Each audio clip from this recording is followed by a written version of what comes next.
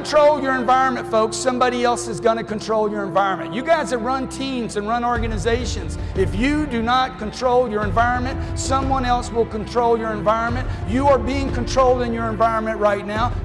If you don't control your environment, it starts with me. When I was 45 years old, I'm like, I'm going to control my environment. I'm going to take every penny I have, all the energy I have, all the resources I have, and I'm going to improve me. If I got to go broke in the process, because I'm already broke. Look, if you're not fulfilled if you're not reaching your full potential every day, you're broke right now. If you find your passion, you're going to have this tremendous energy. It's sustainable energy. But momentum requires you always do the next thing to keep the momentum going. If you believe in what you're doing, that's fuel.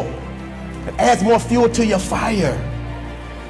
You gotta keep going, you gotta keep pushing through, you gotta keep persevering, because at the end of the day, when you do, and you do, and you do more, you will be amazed at how the universe conspires to help you get to the place that you wanted to get to. So believe in you, block out the shade, and let your sun shine on through, because it's on you to be you. And the reason you get yourself in a passionate place is so that you change your life, and the only thing that changes your life is making a decision. So while you're in this passionate state, that's where you make decisions. The only way the commitment and the energy and the momentum continues is if you take immediate, massive what, my friend? Massive action is the cure-all. Massive action is the cure-all. That's how you develop yourself. That's how you begin to appreciate what you get. When you're working on a dream, at some point in time, a transition takes place. And the transition is what you are becoming in pursuit of the dream. Because even if you don't get the dream, you become such a strong and powerful person, it will so change your life, you can look at something else and say, well, I think I'll go do this then. Because you have now developed yourself in such confidence and such competence in how to deal in the arena of life that you can move into another area and not miss a beat. Once you begin to discover who you are, then you really realize how you have been given authority and dominion over everything on the face of the earth, including all the dimensions of your life. But you can only do that through the struggle of life. And most people avoid the struggle. Most people go through life avoiding pain. And when you go through life like that, something in you dies. Something in you that you never activate is lying dormant in there, that you never get a chance to call on because you have not challenged yourself. Somebody said the land of familiarity belongs to the dead.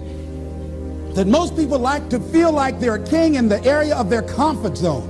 They only want to do those things that they know how to do well. Osborne said, unless you attempt to do something beyond that which you've already mastered, you will never grow. So if you want to begin to grow, you've got to put something out here that you can't reach easily, that has got to make you stretch, got to make you jump for it, got to make you get back a little bit and dig in so that you can take a leap for it. And maybe you jump up there and you miss it and you skin your knees and you come back again and you bust your lip next time. But you keep on, and through that process, you learn how to leap higher. You start challenging yourself to dig deeper, and then you discover some things about you that you don't know right now. Some talents that you have in you that you didn't know that you can do. If you want to begin to make your stuff happen for you, I think that it's very important that you start trusting yourself. Listen to yourself. Listen to that still small voice within you. Don't try and make everything logical. There's some things about life that defies logic, that you just can't explain how the outcome is going to be. I think that's why Paul said you've got to learn how to walk by faith and not by sight. That once you begin to trust yourself and your ideas and your instincts, life takes on a whole new meaning, because now I want you to do that feeling that you are led. Just feel, I am led. Ladies and gentlemen, don't give your power away.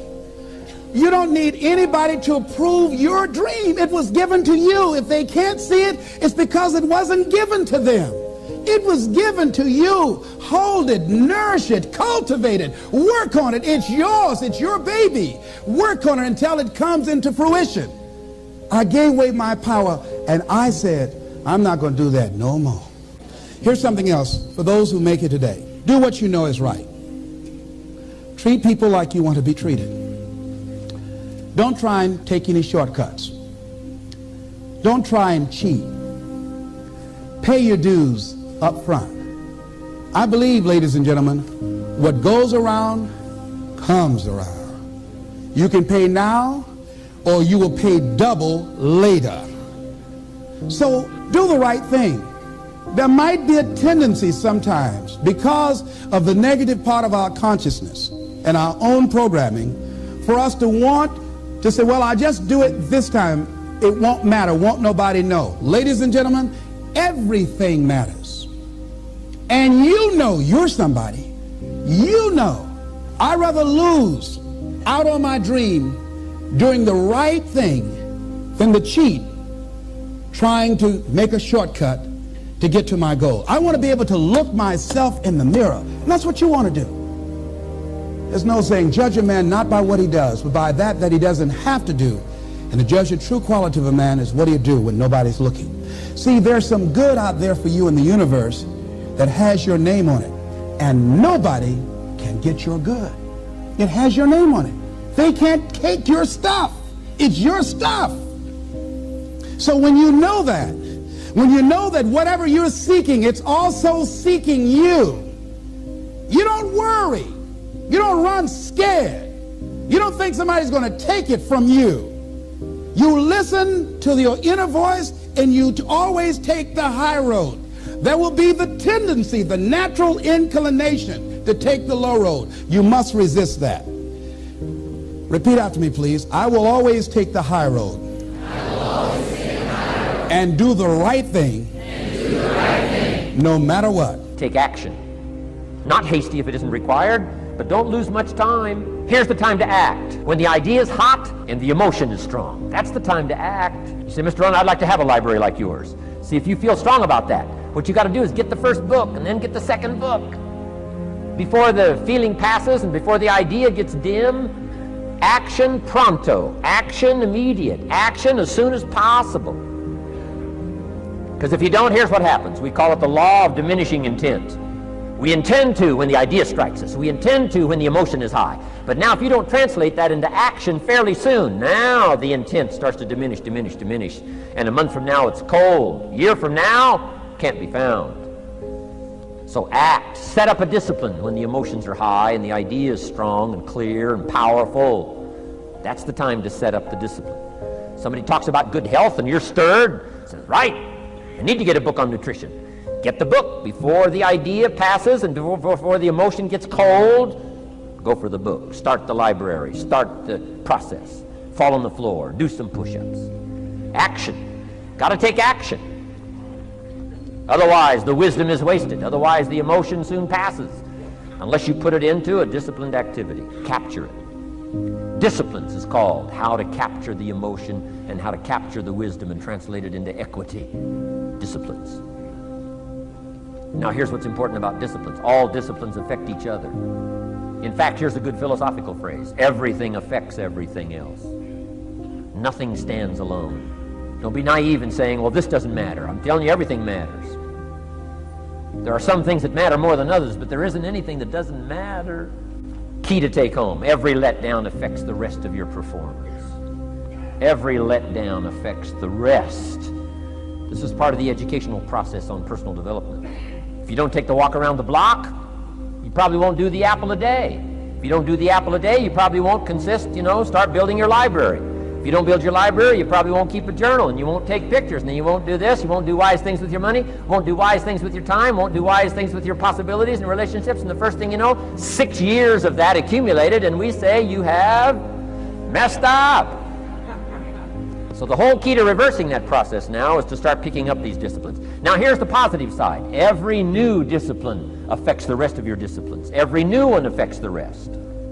That's why action is so important. The least action, the smallest action. Take it. Because when you start accomplishing and the value starts to return from that one action, it'll inspire you to do the next one and the next one and the next one. You start walking around the block, it'll inspire you to get an apple. Get an apple, it'll inspire you to get a book. Get a book, it'll inspire you to get a journal. Get a journal, it'll inspire you to grow, develop some skills. All disciplines affect each other. Every lack affects the rest. Every new affects the rest. The key is to diminish the lack and set up the new. And you've started a whole new life process.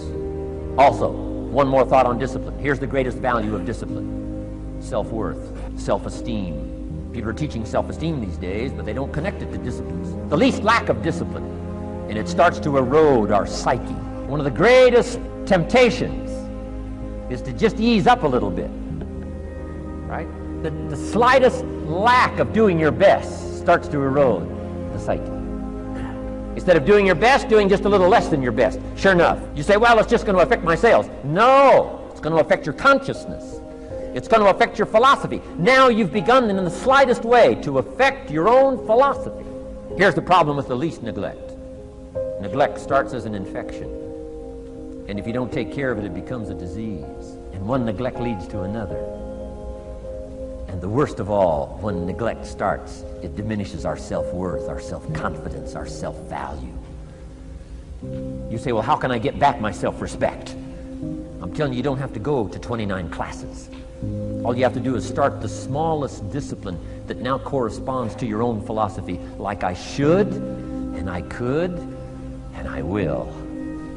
No longer will I let neglect stack up on me so that I will have the sorry scenario 6 years from now, giving some excuse instead of celebrating my progress. That's the key to discipline. Okay? Let's get kids involved in the least of disciplines. One more, and then one more, and then another one, and then another one, and then some more. And the first thing you know, you're starting to weave the tapestry of a disciplined life into which you can pour more wisdom and more attitude and more strong feeling, more faith and more courage. Now you've got something, a vessel in which to put it, and now the equities start to flow. And the early return, I'm telling you, if you'll start this process, the early return will have you so excited, you'll commit yourself to this strategy for the rest of your life. You'll never go back to the old ways. Join a new crowd, join a new group. The disciplines to do it, take action. I recommended the last time I was here, the little book, Richest Man in Babylon, and I said I've lectured now to over 3 million people in the last 33 years, and I've recommended this little book to almost all of them, I think. Guess how many have actually gone and got this little book? Answer, very few. My best guess is 10%. Such an easy thing to do. In that last seminar, right, I suggested this little book, number one, is easy to find. Number two, it's easy to buy. The most you can pay for it, $6, $7, $8. You can borrow that from your kids. And number three, it's easy to read. It's in story form. That's why I use it for teenagers, teaching them how to be rich by 40, 35 if you're extra bright, much sooner if you find a unique opportunity. But if it's easy to find and easy to buy, and if it's easy to read, why wouldn't everybody go get it? We don't know. What do you know? You don't know. I don't know. Nobody knows. Here's how profound it is. Some do and some don't. Now here's the numbers. About 10% do. 90% don't or won't. We don't know the mystery of that. And I'm telling you, 10 years from now, those numbers will still be the same. 10% will, 90% won't. The numbers don't change. Only the faces change. You're looking at one of the faces. I used to belong to the 90% who couldn't be bothered even if it was easy.